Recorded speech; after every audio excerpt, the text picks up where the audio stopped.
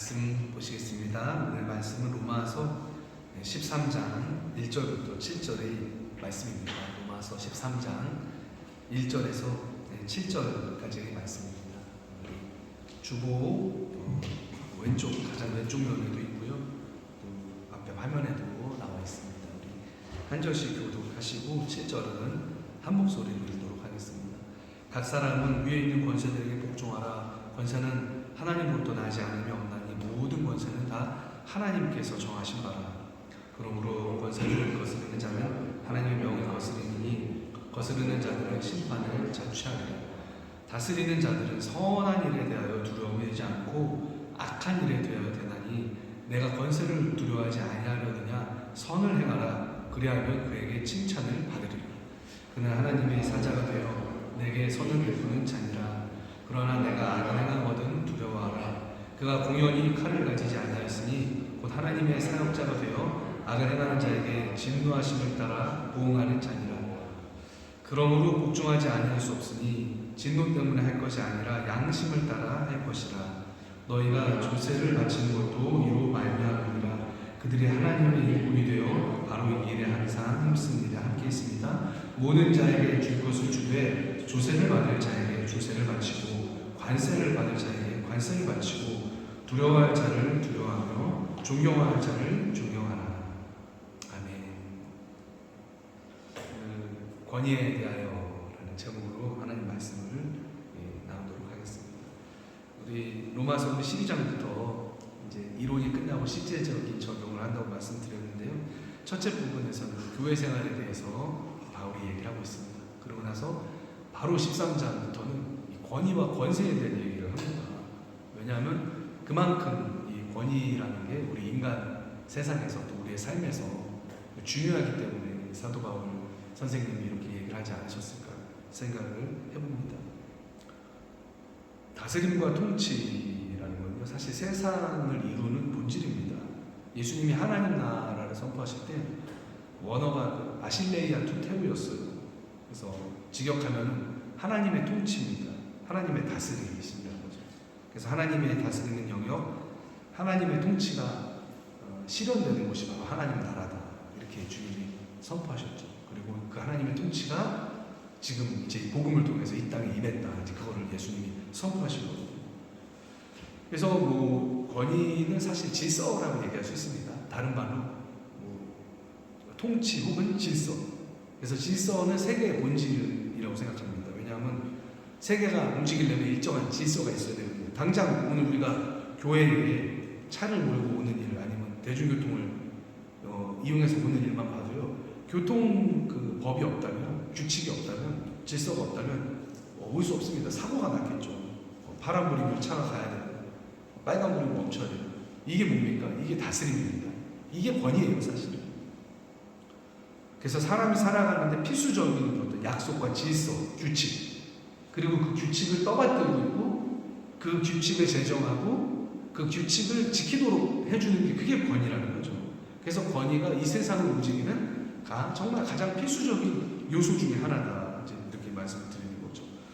그렇기 때문에 이 권위는요, 영적 세계에서도 본질입니다. 영적인 세계는 하나님의 그 법칙으로 하나님께로부터 다스려지는 세계죠.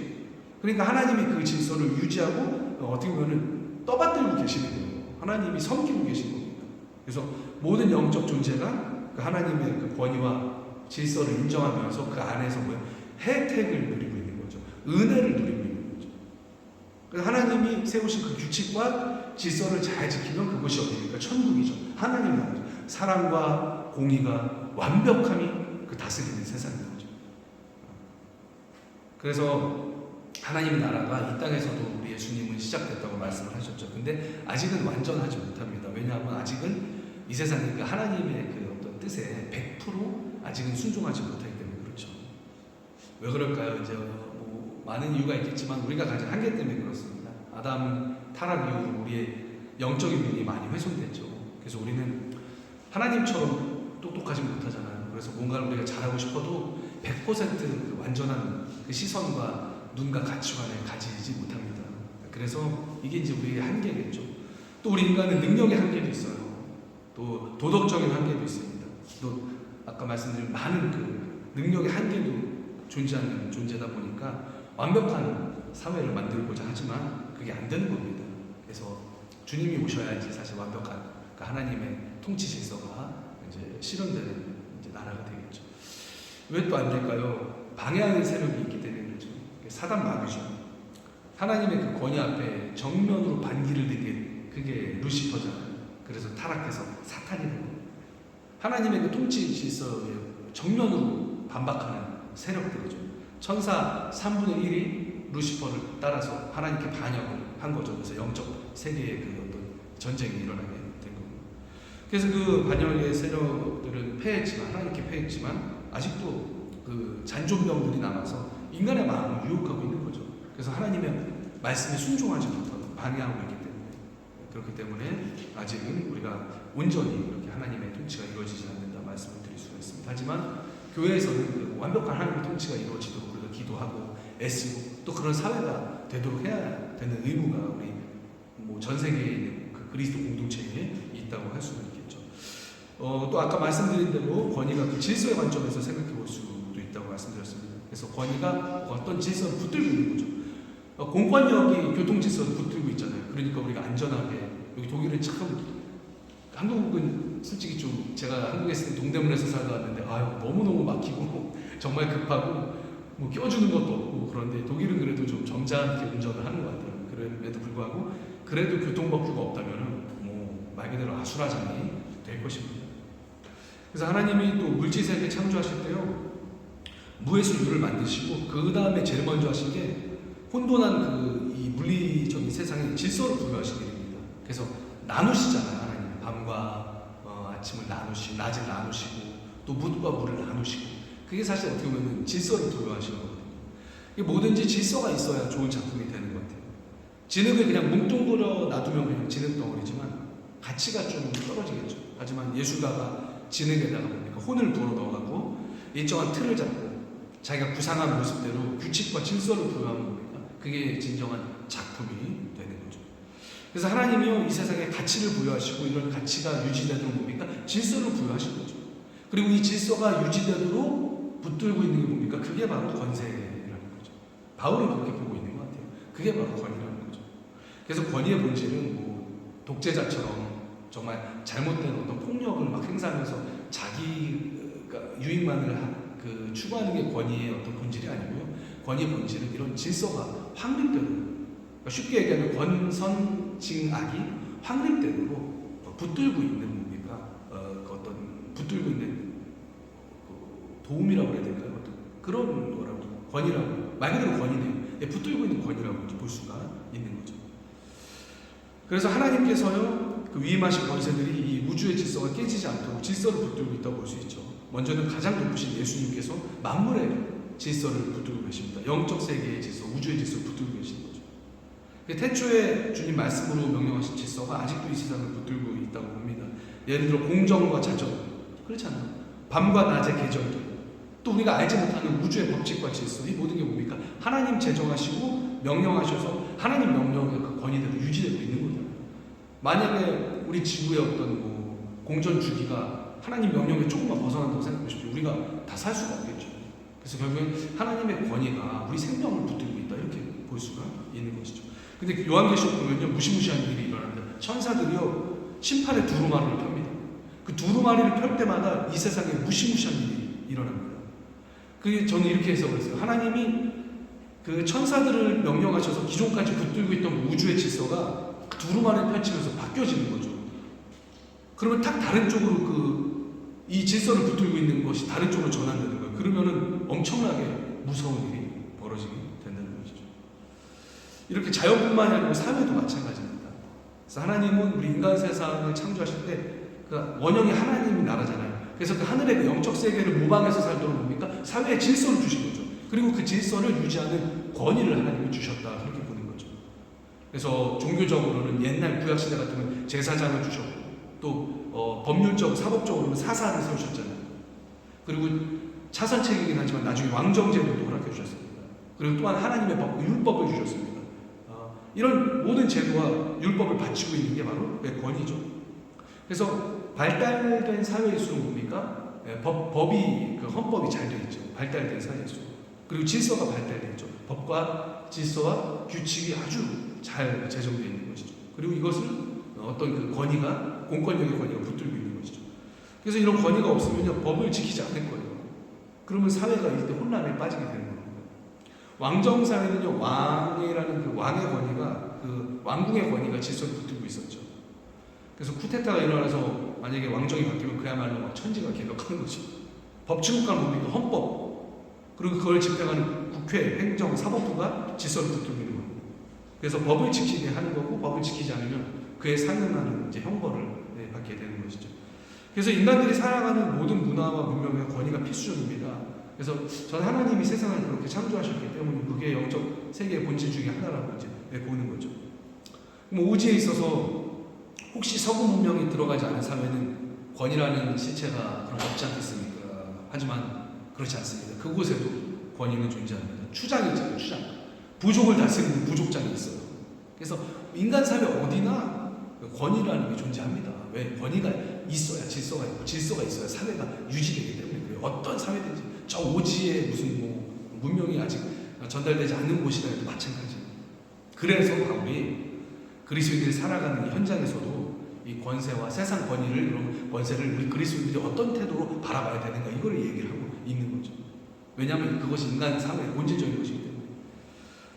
바울이 말씀하신 그런 권위에 대한 첫 번째 태도는 뭘까요? 원리는 뭘까요? 일단 하나님 세우신 권위에게 복종해라, 존중해라, 이렇게 표현하고 있어요. 권세라고 표현하고 있죠. 바울이 얘기하는 권세가 뭘까요? 일단 우리 로마서 13장 본문에서는 국가의 어떤 통치 질서를 얘기합니다. 그래서 그리스도인들이라고 해서 현재 자기가 살고 있는 국가의 어떤 법률이나 그 통치 질서 위에 있는 존재는 아니다, 그 얘기죠. 그래서 그거랑 별개로 내가 하나님 믿는다고 해서 법을 안 지키고 살 수 없다는 거예요. 법치국가에서 법도 안 지키고 막 세금도 안 내고 막 안멜동도 안 하고 그렇게 못 산다는 거예요. 교통질서도 안 지키고 그렇게 못 산다는 거예요. 왜냐하면 그리스도인들도 이 땅에는 한 나라와 그 사회에 소속되어 있기 때문에 준법을 해야 된다는 거죠. 그래서 시민으로서 법을 지키면서 사회가 정해놓은 질서를 지키면서 조화롭게 사는 게 하나님의 뜻이다. 바울이 그렇게 지금 얘기를 하고 있는 거죠. 왜냐하면 하나님이 국가에 이런 통치를 허락하신 이유는 사회를 올바르게 유지하고 질서를 확립하는 그 목적이기 때문에 그렇다는 거죠. 그래서 국가의 어떤 이런 질서에 순응하는 게 곧 하나님께 순종하는 일이 된다. 그렇게 얘기하고 있는 거죠. 그래서 바울의 얘기를 잘 보면 어떤 한 사람, 뭐 통치자, 그 개인을 우상화해서 순종하라는 게 아닙니다. 각 사람은 위에 있는 이 권세들에게 복종해라. 권세는 하나님으로부터 나지 않으면 나니 모든 권세는 다 하나님이 정하신 거라.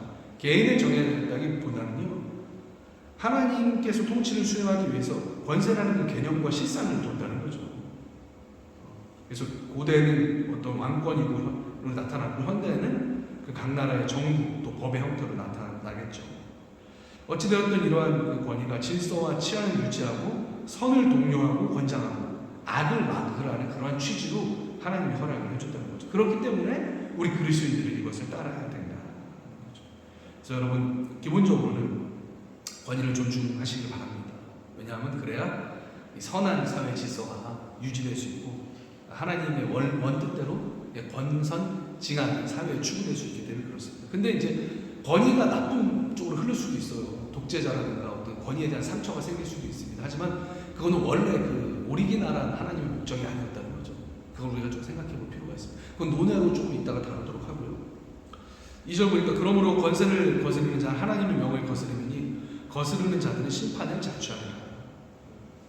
그래서 제가 위에서 말씀드린 이러한 사회를 떠받치고 있는 권위를 거스르면 당연히 좋지 않은 결과가 나타난다는 거죠. 사회가 혼란에 빠지게 되고, 개인적으로도 마찬가지인 것 같아요. 우리가 어렸을 때 부모님의 말씀을 안 들어요. 부모님의 권위를 계속 안 들어요. 인정하지 않아요. 그러면 잘 클 수 없겠죠, 사실. 그리고 회사에서도 사장님의 권위나든가 아니면 상급자의 권위를 절대 계속 싸우면은 좋을 게 없겠죠. 득될 게 없겠죠. 나라의 공권력도 마찬가지겠죠. 그래서 뭐 영적 권위도 마찬가지고. 그래서 하나님 세우신 이런 권위와 질서를 거스르면은 당연히 좋지 않은 결과가 나타날 것이다. 그래서 어떤 심판이나 형벌이나 불이익을 초래하게 될 것이다. 이렇게 바울이 얘기하고 있는 겁니다. 굉장히 논리적인 그냥 귀결이죠.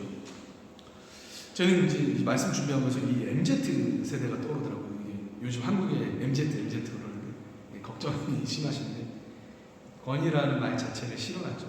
그래서 직장 상사의 권위, 선배의 권위, 부모의 권위 인정잘 안 하려고 그러죠.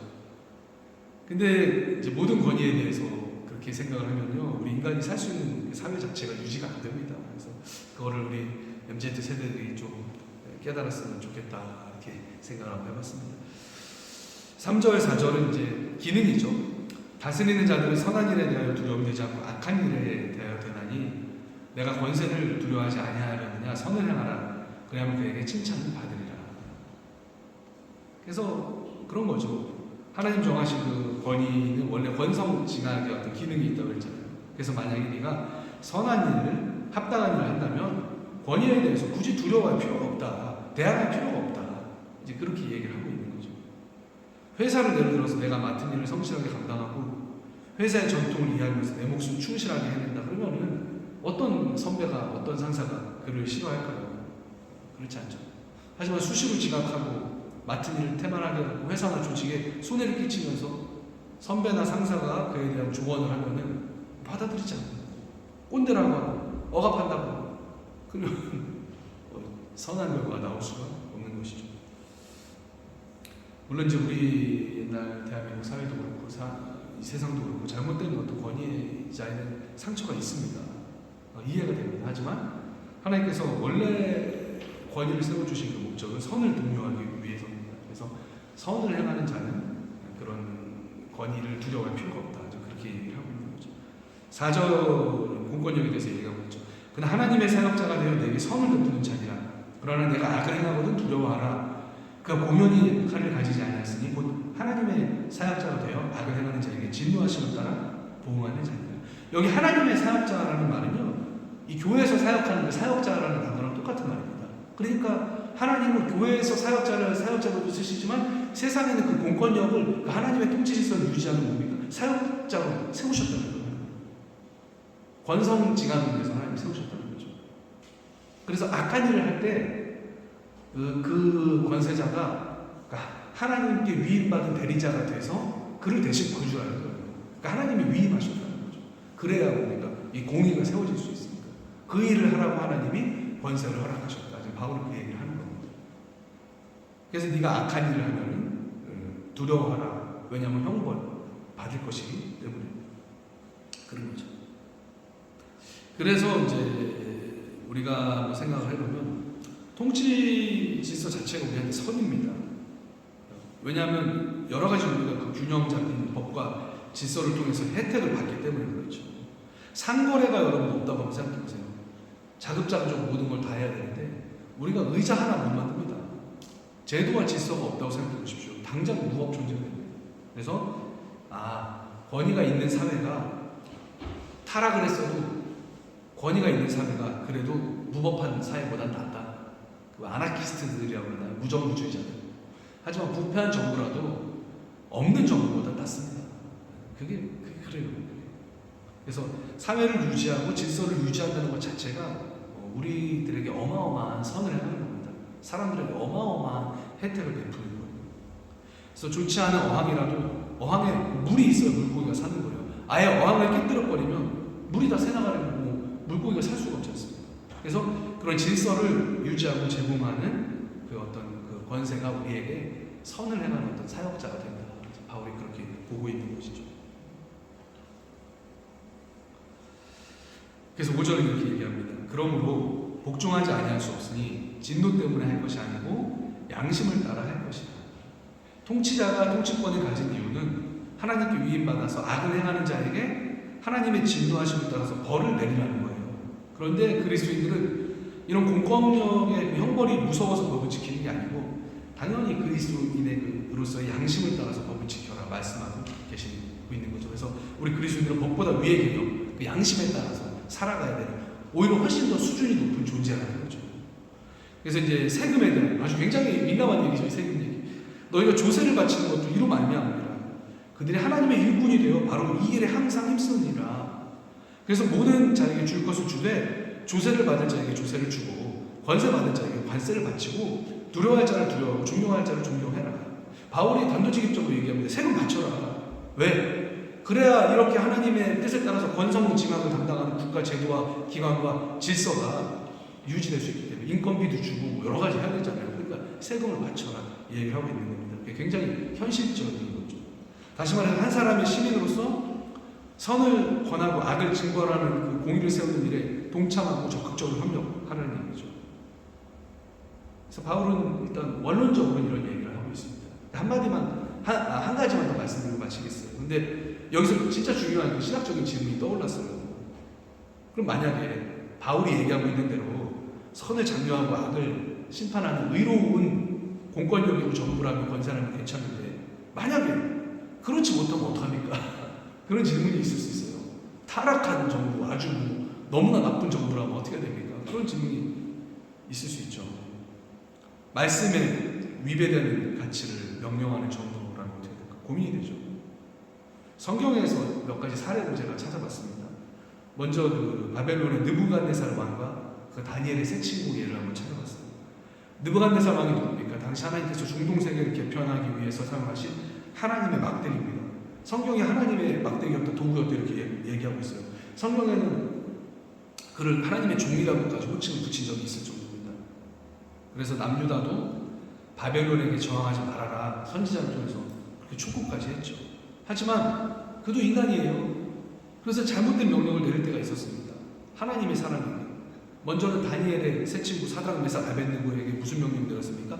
자신의 모양대로 만든 거대한 금신상에게 절하라고 했죠. 사실 이 세 친구한테만 한 건 아니죠. 모든 관리들에게 자기 그 모양으로 본떠 만든 그 신상에 절하라고 한 거죠.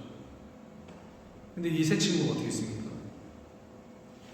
절 안 했죠. 절하지 않았죠. 위에 있는 권세한테 복종은 해야 되지만 하나님을 믿는 그 신앙의 양심에 상충되었기 때문에 그렇다는 거죠.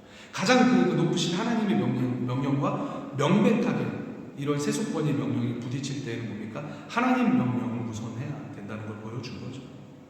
또 다니엘도 마찬가지입니다. 왕 이외의 대상에게 기도하면 안 된다. 왕 이외의 대상에게 기도하면 사자굴에 늘 거다. 이 명령이 반포됐습니다. 법이거든요. 그 당시 법이 반포되었는 걸 알면서도 뭡니까? 하루에 3번씩 다니엘은 기도했습니다. 왜냐하면 기도하지 말라는 건 하나님 떠나라는 명령이랑 똑같거든요. 너 하나님 섬기지 말라는 명령과 같은 거거든요. 아무리 충성된 다니엘이지만 이 명령에는 복종할 수가 없었던 것이죠. 왜냐하면 가장 큰 명령은 하나님만 믿고 하나님을 섬기라는 그 하나님의 명령이기 때문이죠. 신약도 마찬가지죠. 사도들이 복음 전할 때 당국자들이 뭡니까? 사도들을 붙잡고 매질을 했습니다. 그리고 다시는 예수님의 이름으로 가르치지 말고 전도하지도 말아라 이렇게 얘기했죠. 근데 베드로가 뭐라고 합니까? 하나님 앞에서 너희의 말을 듣는 것이 하나님 말씀을 듣는 것보다 옳은가 판단하라. 우리는 보고 듣는 것을 말하지 않을 수 없다. 그래서 하나님의 그 신앙의 양심이 우선했다는 것을 볼 수가 있죠. 그래서 주님 말씀과 이런 이제 세속 명령들이 상호 충돌을 해서 도저히 공존할 수 없을 때는 하나님 말씀을 지키기 위해서 이제 불복종 저항할 수도 있는 것이다 이렇게 얘기할 수 있겠죠. 하지만 이런 경우는 정말 누가 봐도 객관적으로 하나님 말씀과 상충되는 경우여야 됩니다. 근데 현대 사회에는 이런 일이 드물게 일어나죠, 사실은.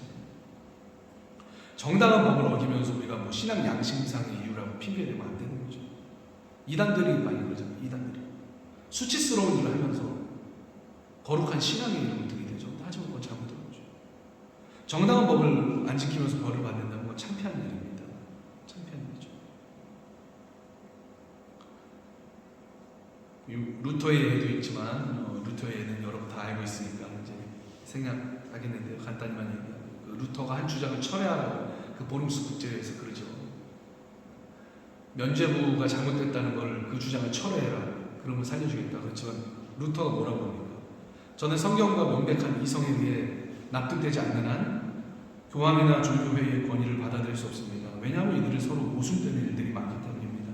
내 양심은 하나님의 말씀에 사로잡혀 있습니다. 따라서 나는 아무것도 철회할 수 없으며 또 철회하지도 않을 것입니다. 왜냐하면 양심을 거스르는 일은 옳지도 않고 안전하지도 않기 때문입니다. 나는 달리 어떻게 할 도리가 없습니다. 여기에 내가 서 있습니다. 하나님이여 나를 도우소서. 이게 아주 유명한 루터의 기도문입니다. 이상의 예들을 살펴볼 때 일반적으로는 하나님 세우신 통치 질서에 복종해야 되지만 복종하지 말아야 되는 예외적인 경우도 있다. 어떤 경우입니까?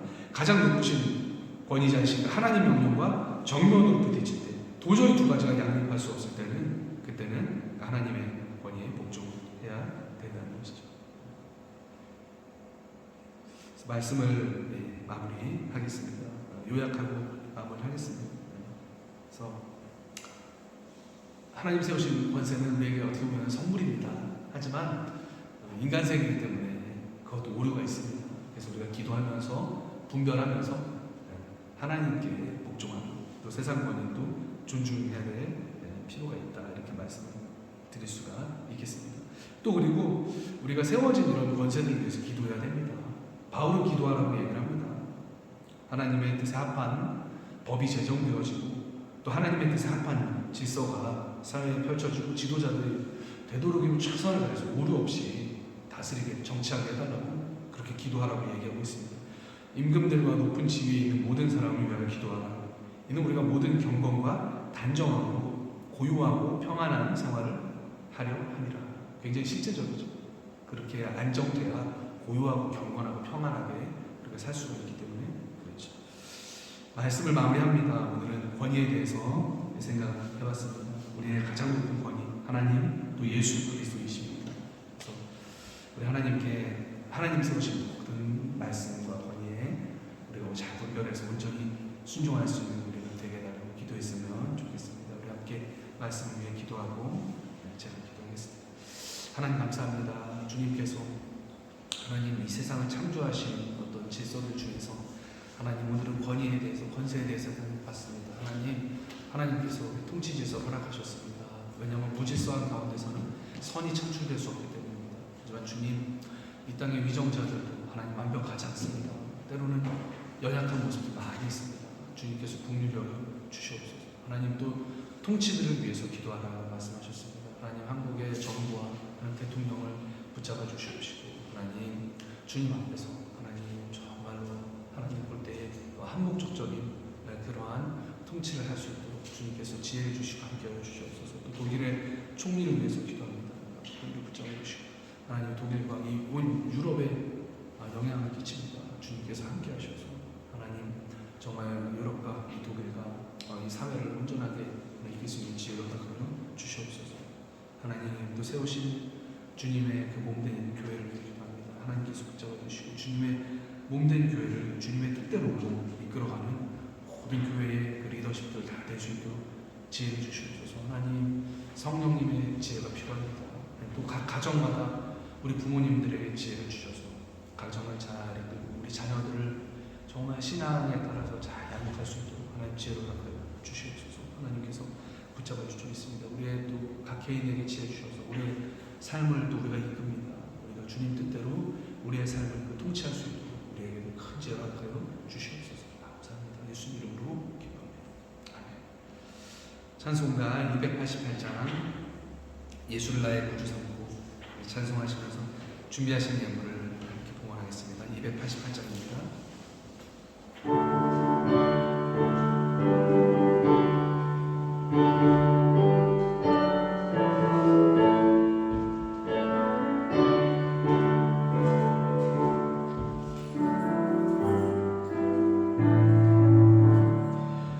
예수를 나의 구주 삼고 성령과 비로소 얻은 날이 일생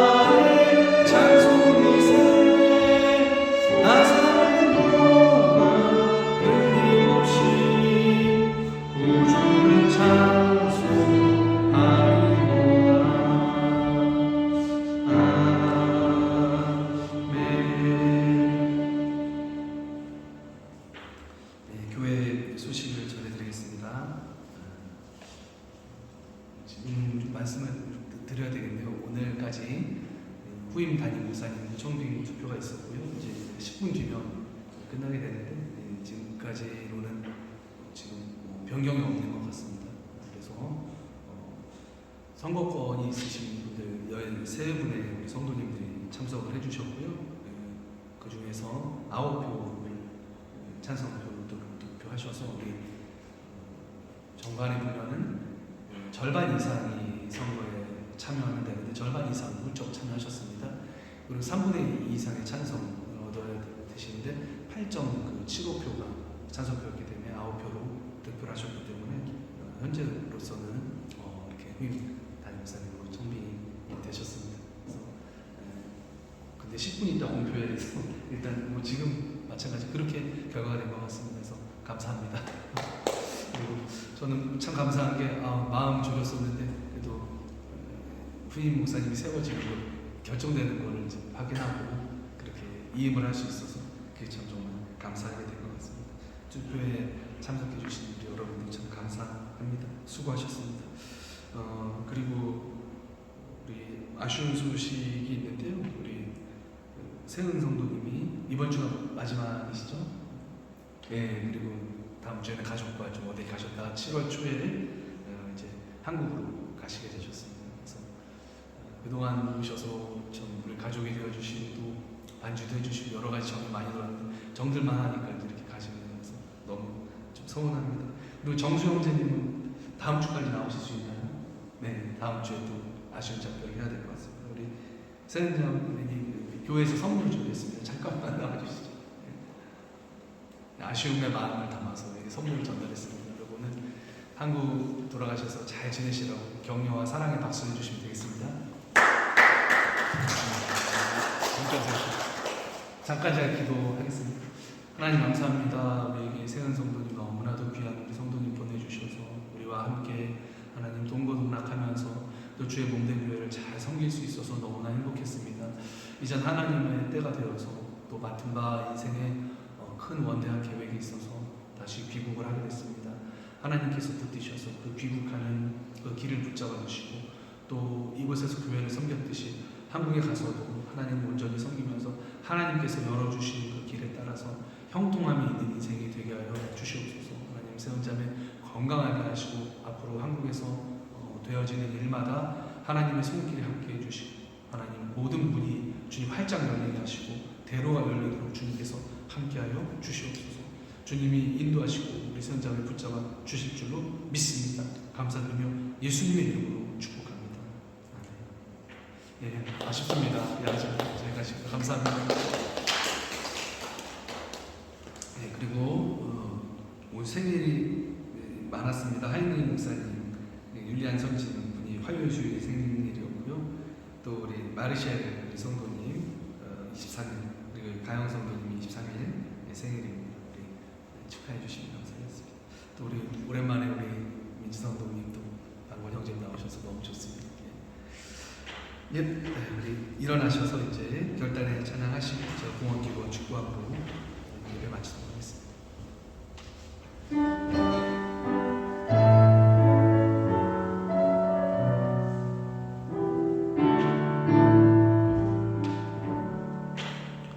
주님 내가 여기 사오니 나를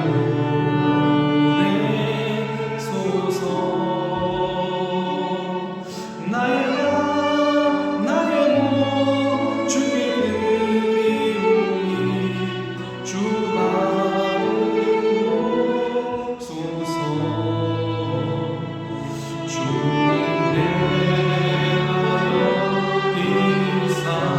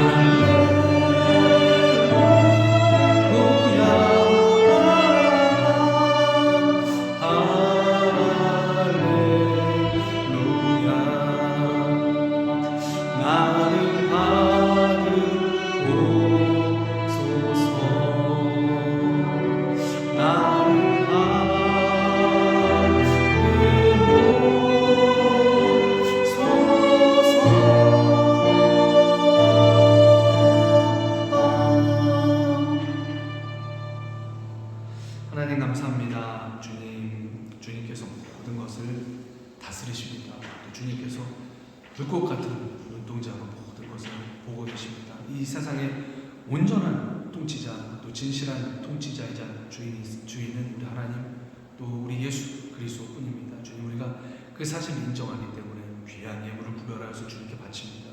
예물이 쓰이는 마다 온 세상의 왕이신 예수님을 영접하고 그분의 거룩한 말씀이 선포되는 일에 귀한 예물이 사람들에게 주님 훈양하여 주시옵소서. 그 예물들이 손길을 주님께서 축복하시고 복 주셔서 그 인생의 그 가치관을 주님이 인정하셔서 그 손을 붙잡아 주시고, 그렇기 때문에 그 손으로 하는 모든 일이 형통할 수 있도록 하나님께서 역사하여 주시옵소서. 지금은 우리 구주 예수 그리스도의 은혜와 하나님 아버지의 극진하신 사랑하심과 성령님의 감화, 감동, 교통하시나 주님의 다스리심을 인정하고 하나님께서 각 나라와 사회를 유지하기 위해서 세우신 주님 주신 그 권세를 존중하는 그런 성숙한 그리스도인이 될 것을 다짐하는 사랑하는 우리 모든 빌레베트 교회 성도님들 머리 위에 지금부터 영원까지 함께 하시기를